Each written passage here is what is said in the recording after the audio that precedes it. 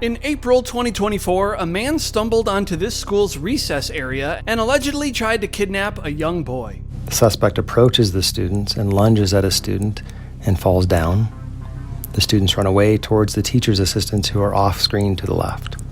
The suspect begins to walk off the field, picking up their white garment. The suspect is 33-year-old Solomon Galligan. Oh my God! Holy f***, is that frightening? How is this real?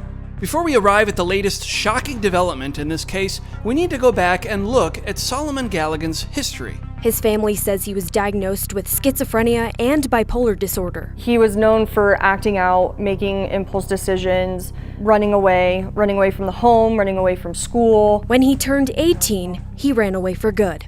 Now, Sarah, Amanda, and the rest of his family constantly wonder where he is, except when he's in custody. Every 6 months that we find him in the jail system, and we're happy he's there because then he's not out on the streets. When Galligan has been arrested in the past, Sarah says a judge then deems him incompetent to stand trial, meaning he needs to be treated or institutionalized. Once he goes to the courts and they say they don't have room for him, and then he ends up back on the street. They just let him go back on the street, and it's just the same thing over and over again. Our society and our, government and stuff have failed him and have failed the community that was affected just this last week. If he wasn't let out in the first place and there was enough spaces for people like him, he would have never ended up on the playground with these kids. And obviously you see the picture and he does not look human almost. I know the easy thing is to blame the family for this, but you'd be surprised at how many families have to deal with this exact situation.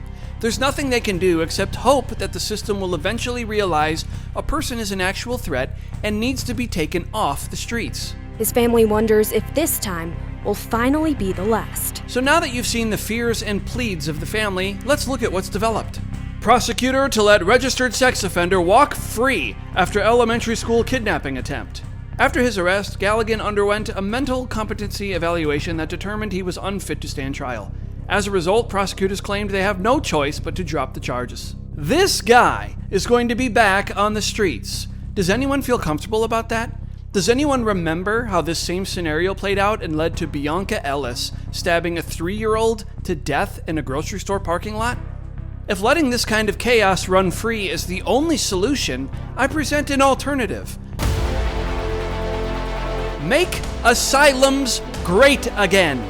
And while we're at it, we can make architecture great again too.